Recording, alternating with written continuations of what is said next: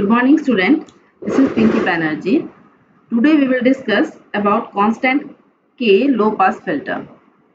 Last lecture में मैंने आप लोगों को प्रोपागेशन कांस्टेंट से कैसे डिपेंड करता है low pass and band pass and high pass filter, that is pass band और जो हमारा एटेन्यूएशन बैंड है, स्टॉप बैंड है, उसे डिटरमाइन करने के लिए कैसे प्रोपागेशन कांस्टेंट जो है वो रिस्पॉन्सिबल है, what is the responsibility of the propagation constant, वो हमने देखा था।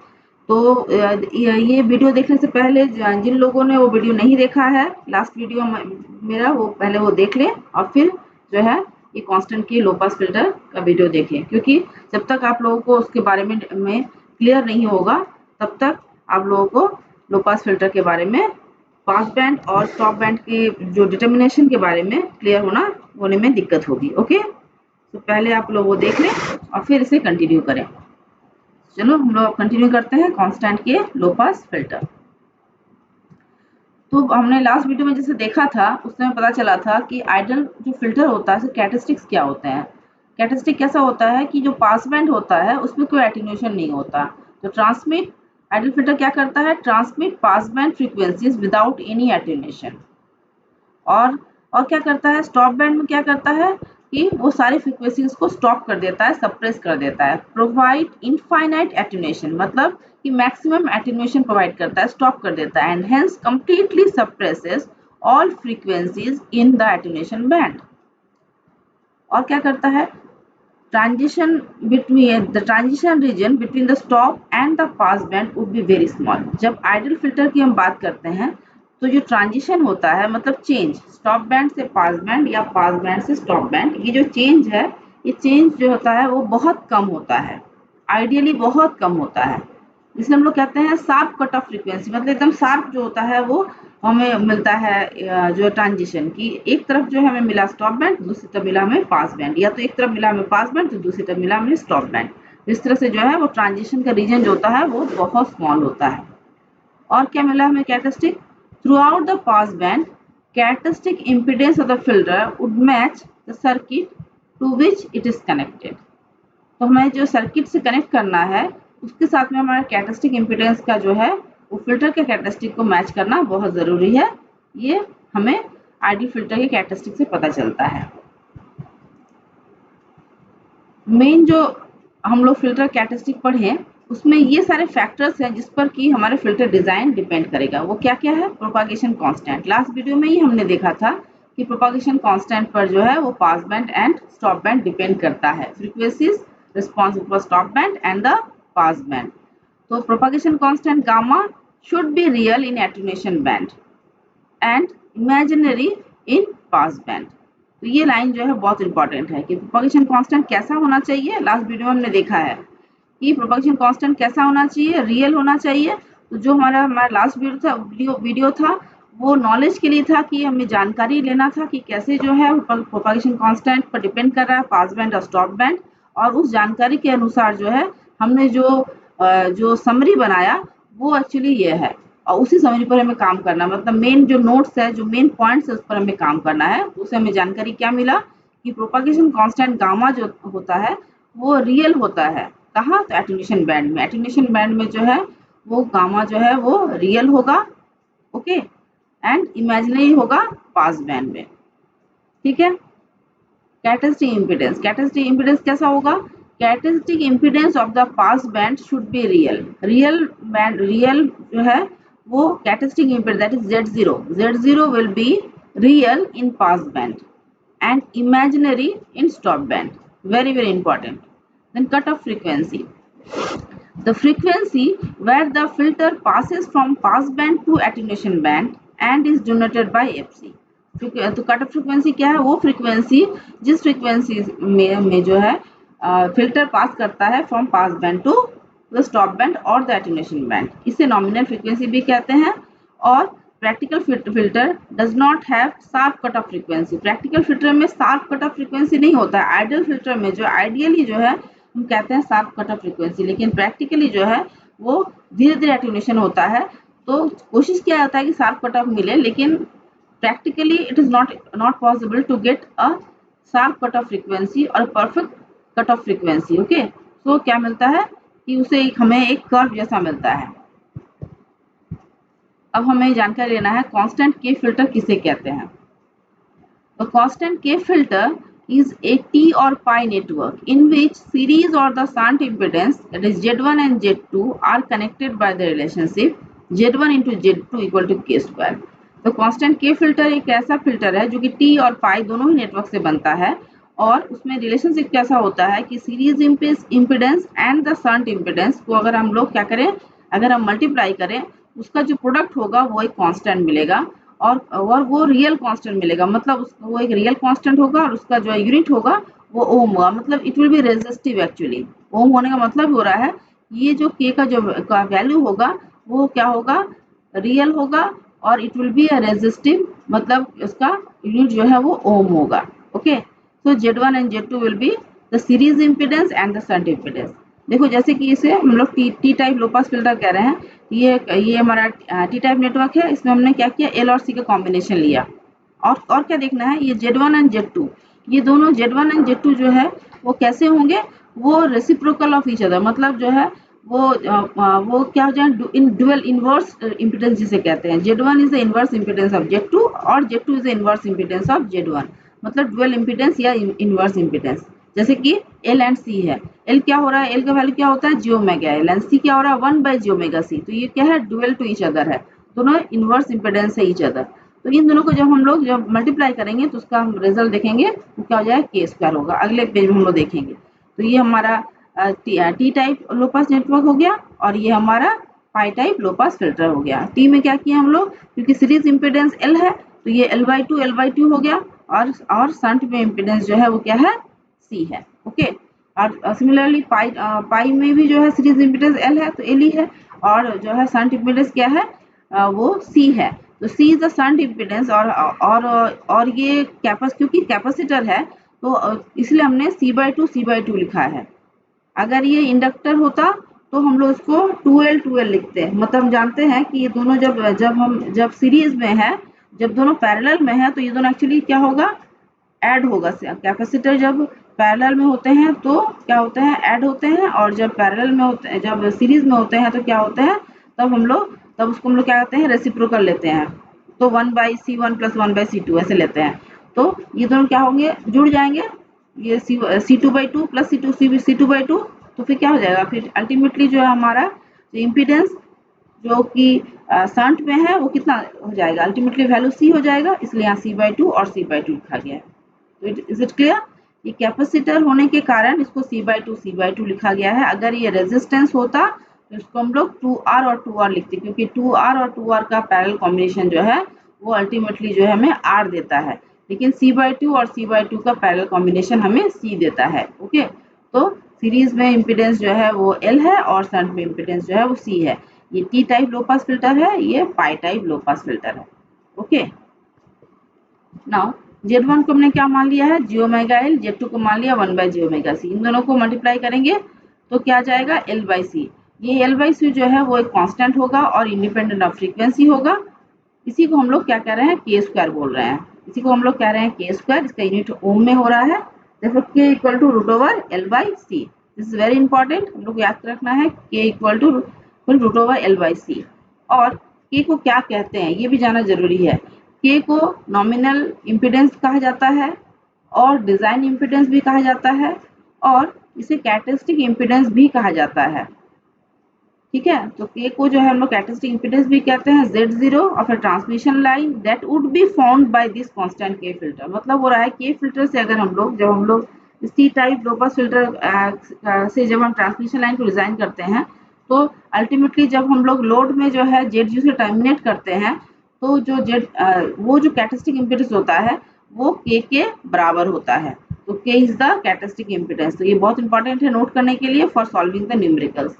तो इसका मतलब है कि अगर न्यूमेरिकल में नॉमिनल इम्पीडेंस दिया रहे या डिजाइन इम्पीडेंस दिया रहे या कैरेक्टरिस्टिक इम्पीडेंस दिया रहे, ये तीनों कोई भी दिया रहे वो एक्चुअली वैल्यू ऑफ K है, ये याद हमें रखना है। Okay, now constant K, T और pi type filter is also called prototype. Prototype filter. Okay, तो प्रोटोटाइप फिल्टर जो है, ये जो कांस्टेंट के है जो कि टी और पाई दोनों ही फिल्टर है, उसे हम प्रोटोटाइप भी कहते हैं। क्यों कहते हैं? Because more complex network can be derive from it. दूसरे जो कॉम्प्लेक्स नेटवर्क, ये सबसे सिंपलेस्ट नेटवर्क है, तो अदर जो मोर कॉम्प्लेक्स नेटवर्क है इसे डिजाइन किए जा सकते हैं, इसलिए इसे कांस्टेंट जो है वो के फिल्टर या प्रोटोटाइप फिल्टर भी कहा जाता है। अब हम लोग देखते हैं कैसे पास बैंड और स्टॉप बैंड को हम लोग डिफाइन करेंगे, और कैसे हम इसको डिफाइन करेंगे कि yes it is acting as a low pass filter, और लो पास फिल्टर होने के लिए क्या कट ऑफ फ्रीक्वेंसी होगा। ठीक है, तो हम लोग को पता है कि ZOT that is characteristic impedance of a T network, वो क्या होता है, ZOT is equal to root over Z1²/4 plus Z1Z2। ये हमें पहले ही पता है, हम लोग इसको डिराइव किए हैं, हम लोग लास्ट लेक्चर में हम लोग डिराइव किए हैं। इस जो ZOT है, इसमें हम लोग Z1 और Z2 के वैल्यू को पुट कर देते हैं। तो Z1 और Z2 के वैल्यू पुट कर देंगे तो Z1 इज j⍵L, तो j⍵L का होल स्क्वायर हो गया। Z1 is j⍵L and Z2 is 1/j⍵c that is -j/⍵c। तो अब इसको j स्क्वायर मतलब हो रहा है -1 दैट इज -ω²L²/4 प्लस ये j स्क्वायर हो गया -1 into minus that is plus and omega ऊपर भी है नीचे भी कट जाएगा, तो वी विल गेट L/c। तो हमारे पास क्या मिल गया, root over -ω²L²/4 plus L/c equal to, यहाँ से L/c को हम लोग कॉमन ले लेते हैं। L/c कॉमन ले लेंगे क्या होगा, L/c के बदले 1 आ जाएगा, 1 प्लस क्या हो जाएगा -ω², एक L चला जाएगा और एक c मल्टीप्लाई हो जाएगा, क्योंकि L/c कॉमन ले रहे हैं, तो ये हो जाएगा ω² CL/4। तो ये हो गया, इसी L/c को बाहर निकाल दिए रूट ओवर लिख करके, तो root over L/c into root over 1 minus ω² LC/4। ये रूट ओवर LC जो है वो क्या है, के है, हम लोग को पता है। तो अब हम लोग को ये देखना है कि ZOT कब रियल कब इमेजिनरी होगा, क्योंकि हमें पता है कि रियल और इमेजिनरी होने पर डिपेंड करता है पास बैंड एंड स्टॉप बैंड, है ना। और transition between the real and the imaginary value of ZOT will give us the cut off frequency. तो ZOT कब रियल होगा, यहाँ देखो, जब ZOT कब रियल होगा, जब ये रूट के अंदर का जब वो पूरा टर्म जब पॉजिटिव होगा तभी हम कहेंगे ZOT रियल होगा। पॉजिटिव तभी होगा जब ω² CL/4 जो है वो 1 से कम होगा, 1 से कम ही होगा, तो 1 माइनस ये वाला टर्म होगा, तो इसका वैल्यू जो है वो क्या होगा, पॉजिटिव होगा। तो 1 से कम होगा मतलब हो रहा है ओमेगा, जो वो उस समय जो ओमेगा का वैल्यू होगा उस समय कह रहे हैं ω/c, ω/c का square LC/4 will be less than 1। ठीक है, इमेजिनरी कब होगा, जब ω/c का स्क्वायर CL/4 कब ग्रेटर देन 1 होगा, तभी इमेजिनरी, क्योंकि जब ये 1 से बड़ा हो जाएगा तो ये वैल्यू जो है रूट के अंदर माइनस हो जाएगा, रूट के अंदर माइनस होना मतलब ही हो रहा है कि एक j टर्म आ जाएगा, मतलब ZOT जो है वो क्या हो जाएगा, इमेजिनरी हो जाएगा। और हमें पता है कि जो है वो कट ऑफ फ्रीक्वेंसी क्या है, तभी हमें मिलता है जब ZOT चेंज करता है फ्रॉम रियल टू इमेजिनरी। तो इसका मतलब है कि ω² LC/4 लेस देन 1 हो रहा है, तो ये रियल हो रहा है, ω² LC/4 ग्रेटर देन 1 हो रहा है, इमेजिनरी हो रहा है, तो ω/c का स्क्वायर LC/4 जब इक्वल टू 1 होगा तब ये हमें क्या देगा, बाउंड्री देगा between the real part and the imaginary part, तो वही जो है कट ऑफ फ्रीक्वेंसी हमें देगा। तो ω/c का स्क्वायर LC/4 इक्वल टू 1, यहाँ से हमें ω/c की वैल्यू हम लोग 2πfc बिठा देंगे, तो ये हमें मिलेगा fc equal to 1/π√LC। This is very important, ये याद रखना है। This is the cut off frequency of a constant low pass filter, fc equal to 1/π√L into c। Okay, अब इसको क्या करते हैं, दोनों तरफ जो है हम लोग स्क्वायर कर देते हैं, तो स्क्वायर करने क्या होगा, π² LC/f² इक्वल टू 1, और हमें पता है k को √L इंटू c होता है, इसका मतलब k² equal to L into C होगा। इसका मतलब L के बदले हम लोग k² c पुट कर सकते हैं यहाँ पर, तो L के बदले k² c यहाँ पुट कर देंगे, क्या हो जाएगा, π² f² k² c² इंटू 1, यहाँ से हमें c का वैल्यू मिल गया 1/πfck। This is the value of capacitance of the shunt capacitance of the low pass filter, ये हमें वैल्यू मिल गया। सिमिलरली अगर हम यहाँ से c का वैल्यू जो है L/k² पुट कर देंगे यहाँ पर, तो मुझे क्या मिल जाएगा, यहाँ क्या मिल जाएगा, L equal to k² c, L equal to k² c, L equal to k² c put कर देंगे, क्या मिल जाएगा, मुझे L का वैल्यू मिल जाएगा, वो क्या मिल जाएगा, k/π इंटू fc। तो दो यहाँ वैल्यू हमें मिल गया, C equal to 1 by pi F C into K, एक ये वैल्यू मिला और एक मिला L equal to K by pi F into K by pi F C. These are two values of the inductance and the capacitance of the T type और T type low pass filter. ये shunt impedance मिल गया है और ये series, ये shunt capacitance और ये series impedance. Okay, अच्छा अब हम लोग देखते हैं, वो तो हमें मिल गया कि हमें अगर डिजाइन करना हो, अगर हमें डिजाइन करना हो, हमें लो पास फिल्टर डिजाइन करना हो तो एल और सी का वैल्यू क्या होगा. अगर मुझे एफ सी दिया हुआ रहे, के दिया हुआ रहे, तो हम इस डिजाइन कर सकते हैं by putting this two values of F C and K in this two equations. ठीक है, तो हमें एल और सी वैल्यू मिल जाएगा. अब हम देखते हैं कि पास बैंड और स्टॉप बैंड में जो है वो क्या होगा, स्टॉप बैंड और पास बैंड का कंडीशन कैसा होगा. हमें पता है कि sine h gamma by 2 equal to होता है root over Z1 by 4 Z2. तो Z1 और Z2 का वैल्यू से पुट कर देंगे तो हमें मिलेगा root over omega square L C by 4. तो हमें यहाँ से मिल जाएगा j omega root over L C by 2. और रूट ओवर एल सी मतलब होता है 1 by F C into pi. पहले हम लोग जो है वो देख चुके हैं. तो यहाँ पर एल सी के बदले जो है 1 by F C into pi put कर देंगे. तो यहाँ से मिल जाएगा sine h gamma by 2 equal to J 2 pi F by 2 pi F C equal to J into F by F C. Okay, अब हम लोग देखेंगे कि जो है हम लोग को पता है, ये हमें मिल चुका है sine h gamma by 2 equal to J into F by F C. ठीक है, ये हमें याद रखना है. अब जो है हमें लास्ट लेक्चर में हमने देखा था कि कब पास बैंड का कंडीशन क्या है. पास बैंड का कंडीशन यह था कि Z1 बाई 4 Z2 0 और -1 के बीच में रहेगा. ये हमने डिराइव किया था पिछले वीडियो में कि Z1 बाई 4 Z2 का वैल्यू क्या होगा, 0 और -1 के बीच में रहेगा जब पास बैंड होगा. तो Z1 बाई 4 Z2 का वैल्यू अगर -1 और 0 के बीच में रहेगा तो Z1 बाई 4 Z2 का वैल्यू पुट कर दिए तो क्या आ गया, minus omega square L C जो है बाई 4 -1 और 0 के बीच में रहेगा. इसका मतलब है F by F C must be less than 1.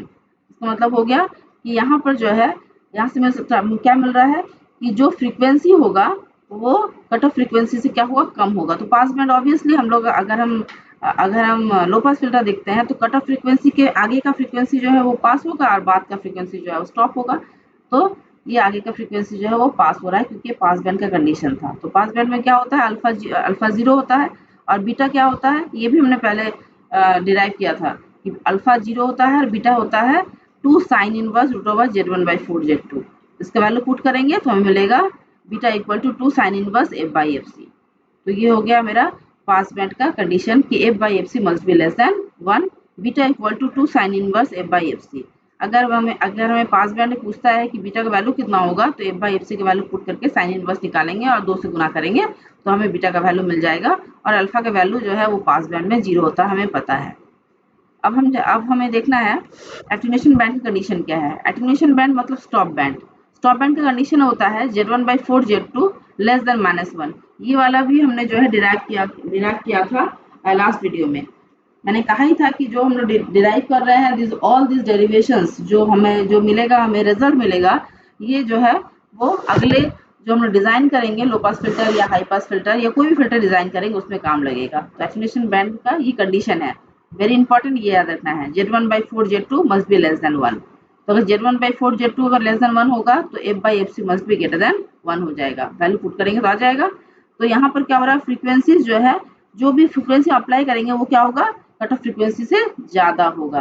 तो ये हो गया एटेन्यूएशन बैंड. तो ये फिल्टर हमारा डिजाइन हो गया कि अगर एक पास बैंड में क्या हो रहा है, जो फ्रीक्वेंसी अप्लाई कर रहे हैं वो कट ऑफ फ्रीक्वेंसी से जो है वो कम हो रहा है और स्टॉप बैंड में जो हम लोग फ्रीक्वेंसीज अप्लाई कर रहे हैं वो कट ऑफ फ्रीक्वेंसी से ज्यादा हो रहा है. तो this is the condition of low pass filter. कि लो पास फिल्टर कंडीशन ही होता है कि एक कट ऑफ फ्रीक्वेंसी के आगे की फ्रीक्वेंसीज को क्या करेगा, पास करने देगा और बाद की फ्रीक्वेंसीज को जो है वो स्टॉप करेगा. और जो हमारा एटेन्यूएशन बैंड में अल्फा होगा वो अल्फा का वैल्यू क्या होगा, अल्फा एटेन्यूएशन बैंड में ऑब्वियसली अल्फा होगा. तो अल्फा का वैल्यू जो हो जाएगा वो alpha equal to 2 cos h inverse F by F C हुआ, क्योंकि इसका फॉर्मूला होता है 2 cos h inverse Z1 by 4 Z2 और वहाँ बीटा का वैल्यू पाई होता है, मतलब 180 डिग्री का फेज शिफ्ट होता है. ठीक है, तो हम लोग जो है वो अभी लो पास फिल्टर के बारे में पढ़े, कांस्टेंट के टाइप लो पास फिल्टर के बारे में पढ़े, जिसमें कि हमने एल और सी का वैल्यू जो है निकाला और हमने ये देखा कि ये हमारा जो बैंड का जो कंडीशन है that is pass band and stop band के क्या कंडीशंस हो रहे हैं। अब हम लोग कैरेक्टरिस्टिक इम्पीडेंस को जो है वो चेक करते हैं। कैरेक्टरिस्टिक इम्पीडेंस को हम लोग कैरेक्टरिस्टिक इम्पीडेंस की हेल्प से भी जो है वो निकाल सकेंगे। क्या है, एक ये तरीका हो गया और एक तरीका जेड का वैल्यू हम लोग जानते हैं। अभी हम लोग निकाले थे कि root over L C into 1 minus omega square L C by 4। तो Z equal to K into root over F by F C का होल स्क्वायर। अगर एफ बाई एफ सी का होल स्क्वायर है तो जेड अगर हम characteristic impedance के रूप में निकालना चाहें तो जेड रियल कब होगा, जब F less than F C होगा, दैट इज पास बैंड। और जो है वो स्टॉप बैंड में क्या होगा, F greater than F C, तब क्या हो जाएगा, इमेजिनरी हो जाएगा। ये हमारा क्या हो गया, ये सारे कंडीशंस किसके लिए फुलफिल हो गए, फॉर जेडओटी के लिए, मतलब हो गया characteristic impedance for T type network.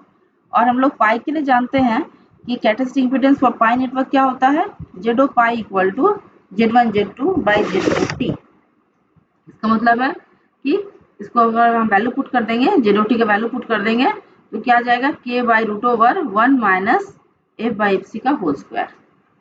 तो यहाँ से भी देखेंगे कि ठीक पहले जैसे कंडीशन फिल वही एक ही जैसा कंडीशन फुलफिल हो जाएगा जैसे पहले कंडीशन फुलफिल हुआ था कि जब जो है F less than F C होगा तो जीरो पाई रियल होगा और ये पास बैंड का काम करेगा, और जब F greater than F C होगा तो जीरो पाई इमेजिनरी होगा, तब वो क्या करेगा, स्टॉप बैंड का काम करेगा। और F equal to F C में क्या होगा, हमें कट ऑफ फ्रीक्वेंसी मिलेगा। ओके, तो हम लोग लो पास फिल्टर जो है वो कट ऑफ फ्रीक्वेंसी पर डिजाइन कर पा रहे हैं। कैसे कि Z1 by at cut off frequency Z1 equal to minus 4 Z2, at cut off frequency Z1 equal to minus 4 Z2। क्यों हम लोग कह पा रहे हैं, ये पहले भी हम लोग डिराइव किए थे और यहाँ से भी हम लोग देख सकते हैं कि एटेन्यूएशन बैंड में जो है Z1 बाई 4 Z2 जो है वो क्या है, लेस देन -1 है। पास बैंड में Z1 बाई Z2 जो है वो यहाँ जो है वो ग्रेटर देन -1 है। तो ऑब्वियसली जो है हमारा कट ऑफ फ्रीक्वेंसी जो होगा वो क्या होगा, Z1 by 4 Z2 equal to 1 होगा। इसका मतलब हम लिख सकते हैं Z1 इक्वल टू -4 Z2। तो by using this formula we can also derive the both equations of C and L। Okay, तो यहाँ से भी हम लोग जो है निकाल सकते हैं। तो Z1 का वैल्यू हम लोग जे ओमेगा CL लिख दिए और Z2 का वैल्यू यहाँ पुट किए, तो यहाँ से हमें जो है ये इक्वेशन मिला और इसी से हम लोग जो है वो K का वैल्यू पुट करके हम लोग को C और यहाँ जो है वो L का वैल्यू मिला, जो कि पहले एज यूजुअल पहले भी हमें यही मिला था, सेम रिजल्ट मिला। तो हम लोग या तो हम लोग क्या कर सकते हैं, दो मेथड हम लोग यूज कर सकते हैं। या तो जेडओटी का ये हमारा फॉर्मूला रहा, इसमें हम लोग जो है वो Z1 एंड Z2 का वैल्यू पुट कर लें और उसके बाद जो है वो ये चेक करें कि किस कंडीशन में जो है जेडओटी जो है वो क्या होता है, वो रियल और इमेजिनरी हो रहा है, उस कंडीशन को फुलफिल करके हम लोग वैल्यू निकालें। तो वहां से हम लोग एल और सी का वैल्यू निकाल सकते हैं। या तो हम लोग क्या कर सकते हैं, या तो हम लोग जेडओटी का जो है वो जेडओटी में सिंपली जो है Z1 Z2 का वैल्यू निकाल करके उसको एफ और उसको हम लोग एफ बाई एफ सी के फॉर्म में लेके चले आए हैं, एफ और एफ सी के फॉर्म में ला करके उसके बाद जो है इसको हम लोग क्लेरिफाई कर ले कि हम लोग को पता है कि जेडओटी रियल कब हो रहा है और जेडओटी इमेजिनरी कब हो रहा है और कब जो है हमें कैरेक्टरिस्टिक इम्पीडेंस मिल रहा है। ओके, तो यहाँ से जो है हम लोग कंडीशन निकाल सकते हैं। तो हमें अब जो हमारा एग्जाम में क्वेश्चन आता है वो होता है, या तो हमें डिजाइन करना पड़ता है कि कांस्टेंट के पास कांस्टेंट एक्सक्यूज मी या तो हमें जो है वो डिजाइन का मतलब शॉर्ट नोट लिखना पड़ता है कि constant and low pass filter, constant के लो पास फिल्टर के ऊपर में शॉर्ट नोट लिखना पड़ेगा या डिस्क्राइब करना पड़ेगा, समझा के लिखना पड़ेगा। या हमें ये क्वेश्चन आएगा कि हम लोग को डिराइव करना पड़ेगा कि what will be the values of R और C और कट ऑफ फ्रीक्वेंसी निकालना पड़ेगा। तो दीज आर द डेरिवेशंस और डेरिवेशंस के ऊपर डिपेंड करके हमें न्यूमेरिकल बनाना पड़ेगा। तो ये एक न्यूमेरिकल है, उसके एग्जाम्पल है। इसी तरह के न्यूमेरिकल्स एग्जाम में आते हैं जो कि बहुत इंपॉर्टेंट है, हमेशा ही आते हैं। Design low pass filter both pi and T, दोनों ही निकालना है हम लोग को। इसके कट ऑफ फ्रीक्वेंसी दिए हुए हैं, क्या दिए हुए हैं, 2 किलोहर्ट्ज कट ऑफ फ्रीक्वेंसी दिया हुआ है, और ये दिया हुआ है कि जो टर्मिनेटेड लोड है, जो लोड से टर्मिनेट किया गया उसे हम लोग कितना दिया हुआ है, वो 500 ओम दिया हुआ है। तो ये हमें यहाँ देखना है, यहाँ जो की पॉइंट है वो ये है कि यहाँ पर दिया हुआ है लोड रेजिस्टेंस दिया हुआ है। ये जो टर्मिनेटेड लोड रेजिस्टेंस दिया हुआ है यही कैरेक्टरिस्टिक इम्पीडेंस है, क्योंकि मैंने कहा था कि कैरेक्टरिस्टिक इम्पीडेंस से ही हम लोग टर्मिनेट करते हैं एक ट्रांसमिशन लाइन को, और ये तो लो पास फिल्टर जो है वो एक्चुअली जो है वो एक ट्रांसमिशन लाइन के रूप में ही जो है वो यूज हो रहा है। तो हम लोग जो टर्मिनेट करेंगे इस टी टाइप नेटवर्क या पाई टाइप नेटवर्क को, उसे कैरेक्टरिस्टिक इम्पीडेंस से ही टर्मिनेट करेंगे। तो ये लोड रेजिस्टेंस जो है वो कैरेक्टरिस्टिक इम्पीडेंस से काम करेगा, दैट इज Z0, और ये Z0 को हम लोग K से रिप्रेजेंट करते हैं, ये भी मैंने कहा था। तो फिर इसका मतलब हो गया कि ये लोड रेजिस्टेंस जो वैल्यू है यही K का वैल्यू है, तो K इक्वल √L/C इक्वल 500 ओम हो गया FC का वैल्यू। अब तो इसका मतलब है कि बस इतना से जिसको क्लियर रहेगा कि ये लोड रेजिस्टेंस का वैल्यू 500 ओम किसका वैल्यू दिया हुआ है, then the problem is solve, already solve. K का वैल्यू हमें पता है, FC का वैल्यू हमें पता है। अब हमें L और C का फॉर्मूला पता है, L इक्वल टू K/FC होता है, तो बस K का वैल्यू पुट कर दिए, पाई और FC का वैल्यू पुट कर दिए, तो ये आ गया 79.6 मिली हेनरी। सिमिलरली C का मतलब फॉर्मूला पता है 1/π/FC इंटू K, यहाँ पर भी वैल्यू पुट कर दिए और पुट के हमारे पास आ गया वैल्यू 0.318 माइक्रोफैरड। तो ये हमारा L और C आ गया। अब L और C आ गया तो अब हमें डिजाइन करना है पाई एंड T। तो हमें पता है कि जब T टाइप नेटवर्क होता है तो सीरीज इम्पीडेंस क्या होते हैं, L/2 एंड L/2 होते हैं। तो सीरीज में जो हमारा इम्पीडेंस क्या हो जाएगा, L/2 दैट इज यहाँ पर आ जाएगा, ये हमारा हो गया 79.6 से 79.6/2, यहाँ भी हो जाएगा 79.6/2, यहाँ भी हो जाएगा। इसका मतलब ये हो गया 39.8 मिली हेनरी, ये हो गया 39.8 मिली हेनरी। और कैपेसिटेंस जो है वो जैसे का उतना ही रहेगा, C इक्वल टू जितना वैल्यू था वही हो जाएगा। जब पाई हम लोग डिजाइन कर रहे हैं तो पाई में L का पाई डिजाइन करें तो ये L होता है और ये C/2 होता है, तो L का वैल्यू L ही हो जाएगा। L मतलब 79.6 मिली हेनरी और C का वैल्यू हो गया, C जो है वो क्या है, टोटल शंट इम्पीडेंस है। इसका मतलब है हम लोग लिखेंगे C/2 एंड C/2। तो C का वैल्यू था कितना था, C का वैल्यू आया था 0.318 माइक्रोफैरड, तो बाई 2 कर देंगे, बाई 2 कर दिए। तो this is the design of constant के लो पास फिल्टर। तो यहाँ पे की पॉइंट ये देखना है कि कितना हमारे पास जो है वो कट ऑफ फ्रीक्वेंसी है, कट ऑफ फ्रीक्वेंसी कितना है और K का वैल्यू क्या है। तो K का वैल्यू जो है इन टर्म्स ऑफ कभी कभी जो है उसमें कैरेक्टरिस्टिक इम्पीडेंस दिखाता है, कभी टर्मिनेटेड लोड इम्पीडेंस दिखाता है, कभी नॉमिनल इम्पीडेंस दिखाता है, कभी डिजाइन इम्पीडेंस पैरामीटर लिखा जाता है। ये सारे जो है वो के वैल्यू है, तो ये हमें देखना है और हमें न्यूमेरिकल सॉल्व कर लेना है। ओके, तो फिर आगे हम लोग नेक्स्ट वीडियो में कांस्टेंट के हाई पास फिल्टर देखेंगे। ओके, तो see you in the next video. Thank you. Please do like, comment, share and subscribe. Thank you.